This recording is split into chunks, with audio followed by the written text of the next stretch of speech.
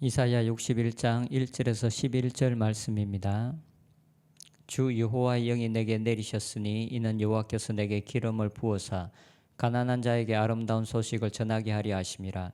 나를 보내사 마음이 상한 자를 고치며 포로된 자에게 자유를, 갇힌 자에게 노임을 선포하며 여호와의 은혜의 해와 우리 하나님의 보복의 날을 선포하여 모든 슬픈 자를 위로하되 무릇 시온에서 슬퍼하는 자에게 화관을 주어 그 죄를 대신하며 기쁨의 기름으로 그 슬픔을 대신하며 찬송의 옷으로 그 근심을 대신하시고 그들의 의의 나무 곧 여호와께서 심으신 그 영광을 나타낼 자라 일컬음을 받게 하려 하심이라.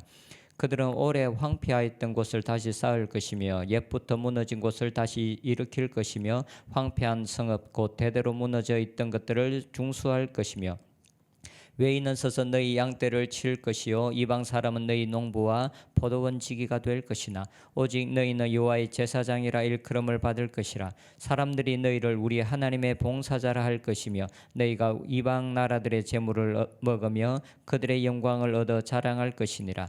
너희가 수치 대신에 보상을 배나 얻으며 능력 대신에 몫으로 말미암아 즐거워할 것이라. 그리하여 그들의 땅에서 갑절이나 얻고 영원한 기쁨이 있으리라. 무릇 나 여호와는 정의를 사랑하며 불의와 강탈을 미워하여 성실히 그들에게 갚아주고 그들과 영원한 언약을 맺을 것이라. 그들의 자손을 문나라 가운데에 그들의 후손을 만민 가운데에 알리리니 무릇 이를 보는 자가 그들은 여호와께 복받은 자손이라 인정하리라. 내가 여호와로 말미암아 크게 기뻐하며 내 영혼이 나의 하나님으로 말미암아 즐거워하리니 이는 그가 구원의 옷을 내게 입히시며 공의의 겉옷을 내게 더하심이 신랑이 사모를 쓰며 신부가 자기 보석으로 단장함 같게 하셨음이라. 땅이 싹을 내며 동산이 거기 뿌린 것을 운돋게 한같이 주 여호와께서 공의와 찬송을 모든 나라 앞에 솟아나게 하시리라.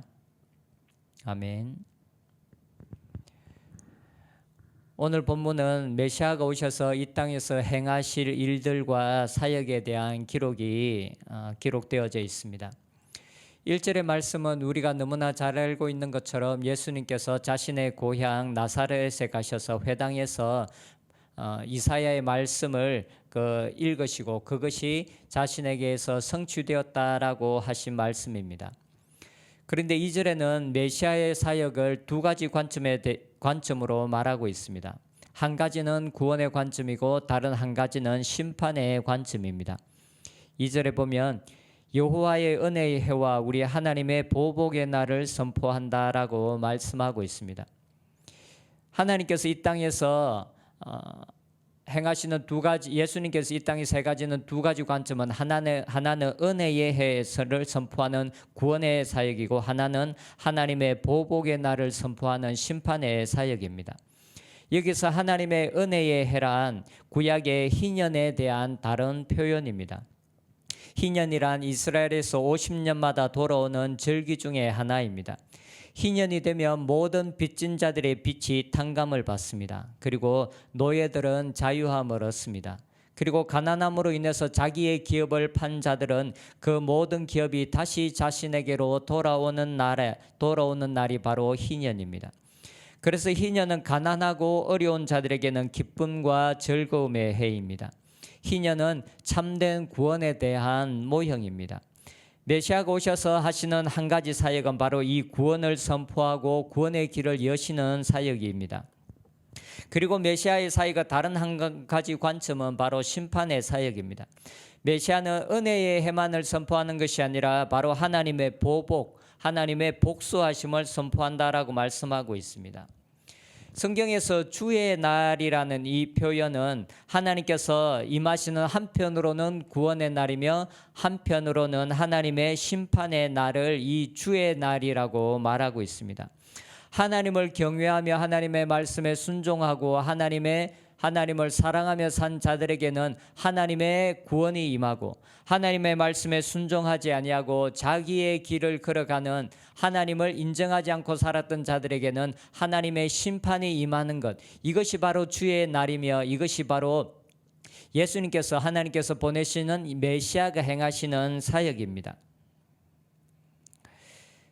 그래서 예수님 시대에 메시아를 기다리고 있었던 많은 사람들은 메시아가 오셔서 바로 이런 구원과 하나님의 심판의 사역을 행하실 것을 기대하였습니다.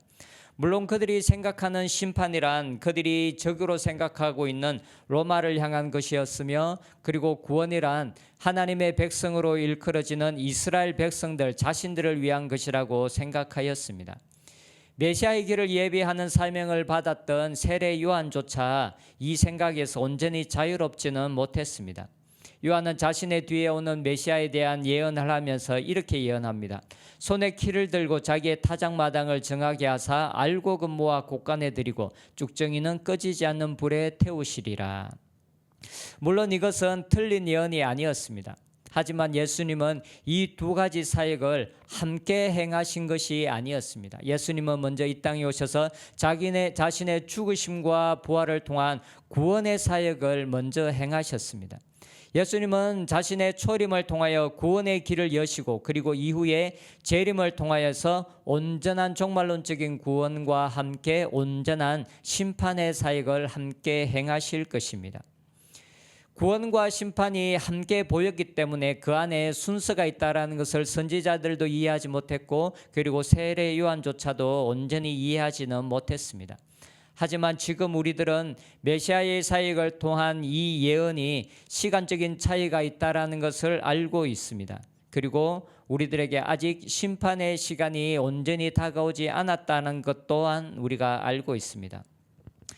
지금은 예수님의 십자가와 부활의 사역으로 말미암은 구원의 문이 유대인들뿐만 아니라 모든 이방인들에게 열려져 있는 시기입니다. 구원의 문이 열렸지만 그렇다고 온전한 구원이 성취된 시기는 여전히 아닙니다. 온전한 성취는 아직까지 우리에게 남아 있습니다. 하나님의 마지막 심판 때에 심판과 그 구원이 함께 온전하게 이루어질 것입니다. 우리는 지금 구원을 받은 자들로서 또한 온전한 구원의 성취를 기다리는 자들로 살아가고 있습니다. 그리고 또한 우리 앞에는 영원한 심판이 우리를 기다리고 있다는 것 또한 우리가 기억해야 합니다. 주님을 의지하며 말씀에 순종하는 자들에게는 여전히 온전한 구원이 기다리고 있지만, 예수님을 믿는다고 하면서도 여전히 그 중심에서 하나님을 사랑하지 않고 하나님을 경외하지 아니하며 말씀에 순종하지 않는 자들에게는 영원한 심판이 기다리고 있다는 것을 우리가 알아야 합니다. 오늘 본문에서 메시아가 오셔서 감당해야 할 사역에 대해서 말씀하시면서 자신이 보냄받은 사람들에게 누구인지에 대해서 말씀하십니다. 1절에 보면 주 여호와의 영이 내게 내리셨으니 이는 여호와께서 내게 기름을 부어사 가난한 자들에게 아름다운 소식을 전하게 하려 하심이라. 하나님의 영이 임하고 난 이후에 메시아가 보내심을 받은 자들은 바로 가난한 자들입니다. 메시아는 가난한 자들에게 보냄을 받았습니다. 여기서 가난한 자들은 단순히 경제적인 가난함을 가진 자들을 말하는 것은 아닐 것입니다. 경제적인 가난한 자들이라고 해서 그들이 하나님을 모두 믿는 것은 아니기 때문에 그렇습니다. 하지만 경제적인 가난을 가진 자들은 마음이 가난해지기가 쉽습니다. 실제로 하나님 앞에 돌아오는 자들, 하나님을 믿는 자들은 마음이 가난한 자들입니다. 그래서 때때로 많은 경우 경제적인 가난함과 이 영적인 마음의 가난함은 함께 사용되어지는 경우가 많이 있습니다. 복음을 들었을 때 예수님을 믿는 자들이 어떤 자들입니까? 그들은 모두 다 마음이 가난한 자들입니다. 마음이 가난한 자들만이 그들 속에서 하나님이 필요하다는 것을 알고 하나님의 도움이 필요하다는 것을 알기 때문에 복음을 받아들입니다. 마음이 가난하지 않는 자들은 절대 복음을 받아들일 수가 없습니다. 왜냐하면 그들의 마음속에 하나님이 필요하다라는 그 느낌이, 그 절대적인 필요성이 느껴지지 않기 때문에 그렇습니다. 그래서 예수님을 팔복에서 처음으로 말씀하신 복이 마음이 가난한 자들은 복이 있다라는 말씀이었습니다. 우리는 마음이 가난하기 때문에 예수님을 만날 수 있었고 복음을 받아들였습니다. 그래서 지금 우리는 하나님을 믿는 자들이 되었습니다. 우리가 마음이 가난했기 때문에 하나님을 믿을 수 있었습니다. 우리는 지금 여전히 종말론적인 구원과 심판을 기다리는 삶을 살고 있습니다.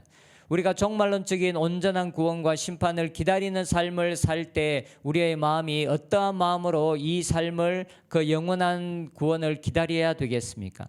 그것은 여전히 우리의 심령의 가난함을 유지한 상태로 우리가 하나님의 임하시는 그때를 기다려야 할 것입니다.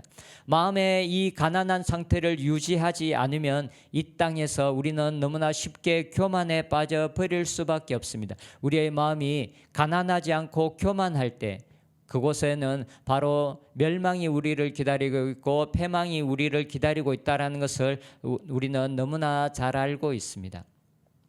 우리는 구원이 우리의 삶에 시작되었지만 온전하게 성취되지 않았다라는 것을 기억해야 합니다. 그래서 예수님의 사역의 한 부분인 온전한 심판이 아직까지 여전히 우리 앞에 그것에서 우리가 온전하게 면한 것이 아니라는 것을 알고 우리는 두렵고 떨리는 마음으로 우리에게 주어진 이 믿음의 길, 구원의 길을 이루고 성취해가는 삶을 살아가야 합니다. 우리에게 온전하게 이루어질 그 구원을 소망하며 예수님께서 이 땅에 다시 오실 그날을 기다리면서 깨어 근신하며 그 주님의 임하심을, 주님의 오심을 준비하는, 기다리는 저와 여러분들이 되었으면 좋겠습니다. 같이 기도하겠습니다. 하나님 아버지 감사합니다. 주님께서 이 땅에 오심으로 그 구원의 문을 여시고 우리로 하나님 이 구원의 은총을 누리게 해주셨으니 감사합니다. 하지만 또 여전히 하나님 우리가 온전한 구원이 우리의 삶 가운데 이루어지지 아니하고 또한 심판이 우리를 기다리고 있음을 우리로 기억하게 해주십시오. 그래서 주님의 심판대 앞에 설 그날까지 우리가 이 땅에서 여전히 마음의 가난함과 마음의 겸손함으로 주님 앞에 서고 하나님 깨어 근신하며 이 믿음의 길을 달려가는 저희들이 되게 하여 주시옵소서. 예수님의 이름으로 기도드립니다. 아멘.